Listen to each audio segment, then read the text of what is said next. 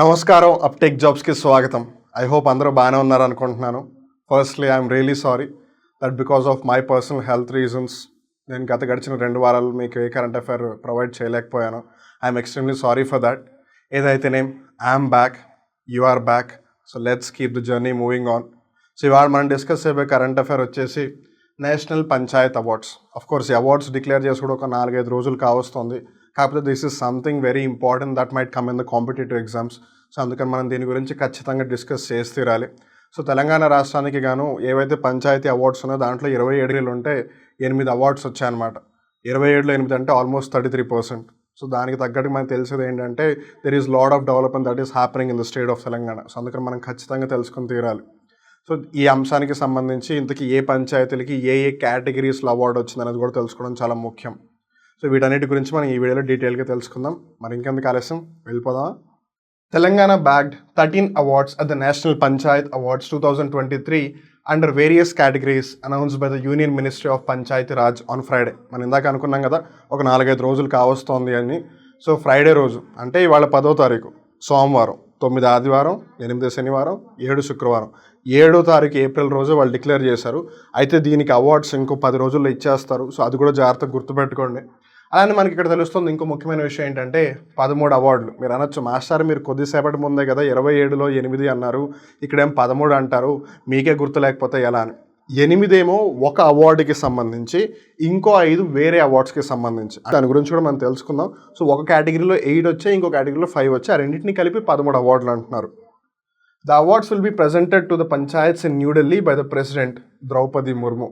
Her Highness మన భారతదేశం యొక్క రాష్ట్రపతి శ్రీమతి ద్రౌపది ముర్ము గారు ఈ అవార్డును నా రెస్పెక్టివ్ పంచాయత్స్ ఏవైతే అవార్డ్స్ గెలుచుకున్నాయో వాళ్ళకి అవార్డును బహుకరిస్తారు. కొన్ని చోట్ల ఏప్రిల్ 17 అని, కొన్ని చోట్ల ఏప్రిల్ 23 అని వివిధ డేట్లు రాస్తూ ఉన్నారు. So it might be of various reasons. ఆ డేట్స్ మారే అవకాశం కూడా ఉంది. సో అందుకని ఎప్పటికప్పుడు అప్డేట్ చేసుకుంటూ ఉండండి, దీని గురించి న్యూస్లో కూడా చూస్తూ ఉండండి. సో ఏవైతే 13 అవార్డులు వచ్చాయో దాంట్లో the state won 8 awards under Deen Dayal Upadhyay Panchayat సతత్ Vikas పురస్కార్. దీన్నే ఇన్ షార్ట్ DDUPSVP అని పిలుస్తున్నారు. దీన్ దయాల్ ఉపాధ్యాయ పంచాయత్ సతత్ వికాస్ పురస్కార్.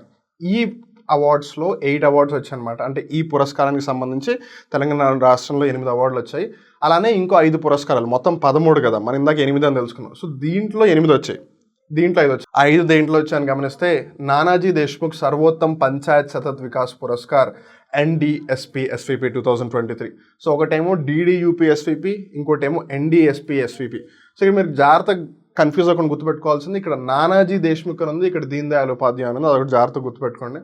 The DDUPSVP is for individual theme wise performance, వెరాజ్ NDSPSVP is for aggregate performance under all the themes. So ఈ రెండింటికి ఉన్న మేజర్ డిఫరెన్స్ ఏంటంటే ఇది ఇండివిజువల్ థీమ్స్ అంటే మహిళల యొక్క భద్రత పరంగా, లేదు ఎక్కువ మందిని పేదరికం నుంచి బయటికి తీసుకురావడానికి సంబంధించి అలా వివిధ థీమ్స్ ఉన్నాయన్నమాట, అంశాలు ఉన్నాయి. ఆ అంశాలకి సంబంధించిన అవార్డు ఏమో ఈ దీన్ దయాల్ ఉపాధ్యాయ పంచాయత్ సతత్ వికాస్ పురస్కార్. అలానే అన్నిటిని అగ్రిగేట్ అంటే ఇర్రెస్పెక్టివ్ ఈ థీమ్ ఇది ఆ థీమ్ అని కాకుండా అన్ని థీమ్స్ని కన్సిడర్ చేసి హోలిస్టిక్గా ఒక అవార్డు ఇచ్చినప్పుడు అదేమో నానాజీ దేశ్ముఖ్ సర్వోత్తమ్ పంచాయత్ సతత్ వికాస్ పురస్కార్ అనమాట. సో మళ్ళీ చెప్తున్నాను, 2 వేరే అవార్డులు ఉన్నాయి. ఇదేమో థీమ్ బేస్డ్, ఒక స్పెసిఫిక్ అంశానికి సంబంధించి ఏ పంచాయత్ బాగా పర్ఫామ్ చేసింది అని. ఇదేమో ఇర్రెస్పెక్టివ్ ఆఫ్ ద థీమ్ అన్నిటినీ కలుపుకొని ఏ పంచాయతీ ఏ బ్లాక్ బాగా పర్ఫామ్ చేసింది అని. దీంట్లో 8, దీంట్లో 5, మొత్తం కలిపి 13. సో ఇప్పుడు ఈ నేషనల్ పంచాయత్ అవార్డ్స్ 2023కి గాను దీన్ దయాల్ ఉపాధ్యాయ పంచాయత్ సతత్ వికాస్ పురస్కార్లో ఏవైతే రాష్ట్రాలు ఉన్నాయో టాప్ 10 స్టేట్స్, దాంట్లో ఏ రాష్ట్రానికి కానీ ఎన్ని పురస్కారాలు వచ్చాయో గమనిద్దాం.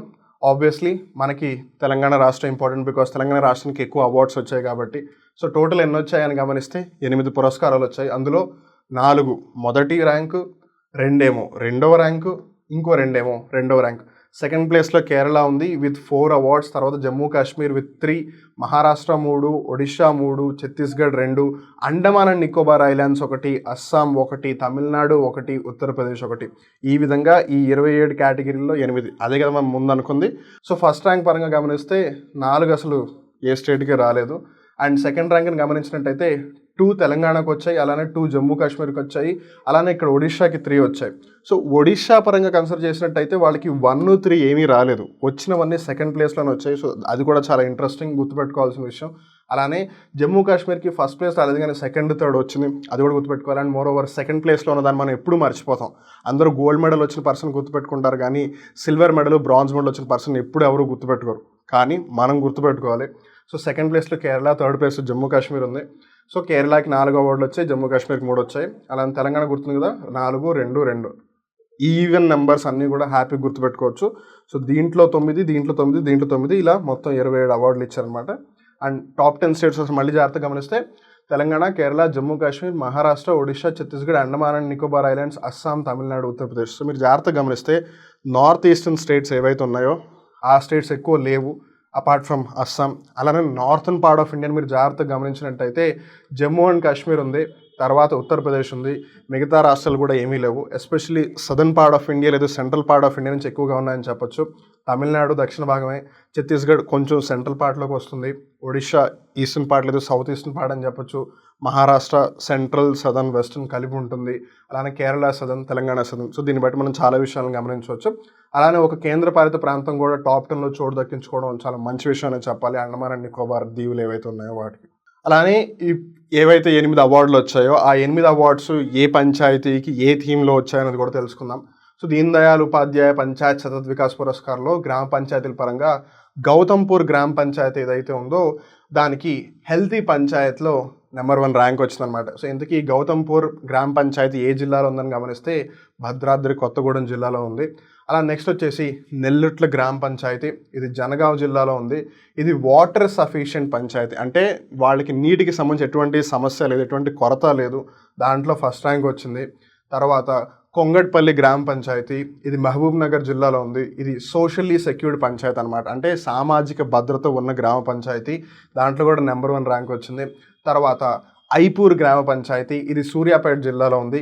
ఉమెన్ ఫ్రెండ్లీ పంచాయతీ, మన ఇండియన్ సొసైటీ ఎప్పటి నుంచో కూడా మేల్ డామినేటెడ్ సొసైటీ లేదు, పేట్రియార్కల్ సొసైటీగా ఉంది అని చెప్పవచ్చు. సో మహిళలకు ఎప్పుడూ కూడా అంతగా అవకాశాలు ఇవ్వలేదు, అలానే మహిళల పట్ల అంతగా ఫ్రెండ్లీగా కూడా ఎప్పుడూ లేదనమాట సొసైటీ అవ్వచ్చు, అడ్మినిస్ట్రేటివ్ ఫెసిలిటీస్ ఇవన్నీ కూడా. సో ఆ విధంగా మహిళలకు ఎక్కువగా ఫ్రెండ్లీగా ఉంది. రిమెంబర్, మహిళలకు ఎక్కువగా ఫ్రెండ్లీగా ఉండడం అంటే జెంట్స్కి లేదు అన్నది కాదు పాయింట్ ఇక్కడ. జెంట్స్ని నార్మల్గా ఇన్ జనరల్గా కన్సిడర్ చేస్తూ వాళ్ళని కూడా దృష్టిలో పెట్టుకుని వాళ్ళకి కావాల్సిన రిక్వైర్మెంట్స్ ఏవైతున్నాయో వాటిని క్యాటర్ చేయడం అని అర్థం. అందుకని ఇక్కడ మనం జాగ్రత్తగా గమనిస్తే ఉమెన్ ఫ్రెండ్లీ పంచాయతీగా ఐపూర్ గ్రామ పంచాయతీకి ఫస్ట్ ర్యాంక్ వచ్చింది. అలానే నెక్స్ట్ వచ్చేసి మందొడ్డి గ్రామ పంచాయతీ, ఇది జోగులాంబ గద్వాల్ జిల్లాలో ఉంది. దీనికి poverty free and enhanced livelihoods Panchayat, అంటే పేదరిక నిర్మూలన, అలానే లైవ్లీహుడ్స్ ఏవైతే ఉపాధి అవకాశాలు ఉన్నాయో అవి కూడా మెరుగైన స్థితిలోకి వచ్చాయని చెప్పొచ్చు. దానికి గాను 2వ ర్యాంక్ వచ్చింది. నెక్స్ట్ వచ్చేసి చీమల్దరి గ్రామ పంచాయతీ, ఇది వికారాబాద్ జిల్లాలో ఉంది. Panchayat with good governance. Good governance అనేది ఈ రోజుల్లో ఎక్కువగా చర్చించుకోబడుతున్న విషయం. ఏంటంటే పరిపాలన అనేది ఎవరైనా చేస్తారు, కానీ మంచి పరిపాలన అనేది అందరూ చేయరు. Remember, what is the responsibility of a government is to do good governance. ప్రభుత్వం యొక్క ముఖ్య బాధ్యత ఏంటి అని అంటే పరిపాలన సక్రమంగా సాగించడం, ఒక మంచి పరిపాలన చేయడం, సుపరిపాలన చేయడం అనమాట. సో అందుకని దానికి సంబంధించి చీమలదర గ్రామ పంచాయతీకి దీంట్లో 2వ ర్యాంక్ వచ్చింది. తర్వాత వచ్చేసి సుల్తాన్పూర్ గ్రామ పంచాయతీ, ఇది పెద్దపల్లి జిల్లాకి సంబంధించింది. క్లీన్ అండ్ గ్రీన్ పంచాయతీ, ఈ రోజుల్లో ఎన్వైర్న్మెంట్కి సంబంధించి ఎంత ప్రయారిటీ ఇస్తున్నారో మనందరికీ తెలుసు. తెలంగాణ రాష్ట్ర ప్రభుత్వం హరితహారం కూడా కండక్ట్ చేస్తుంది.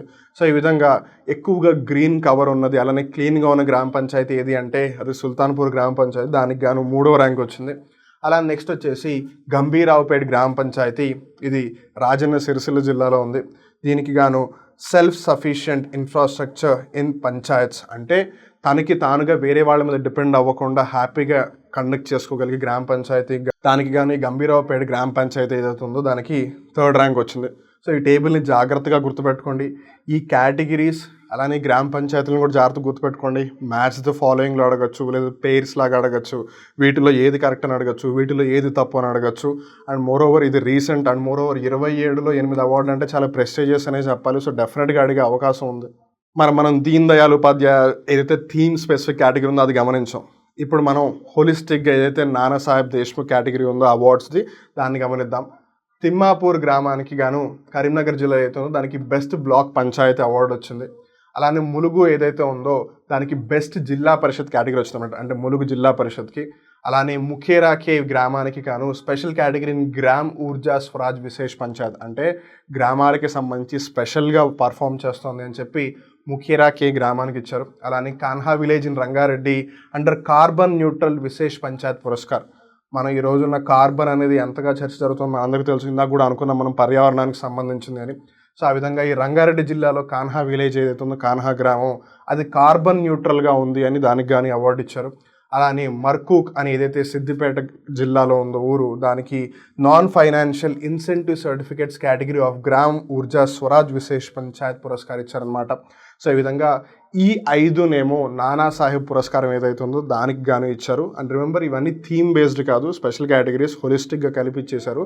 ఏవైతే మనం ఇంతకుముందు చర్చించుకున్నామో అవన్నీ కూడా దీన్ దయాళ్ ఉపాధ్యాయ థీమ్ బేస్డ్ అనమాట. చూసాం కదా, గవర్నెన్స్ అని, తర్వాత క్లీన్ అండ్ గ్రీన్ అని, తర్వాత ఉమెన్ ఫ్రెండ్లీ అని.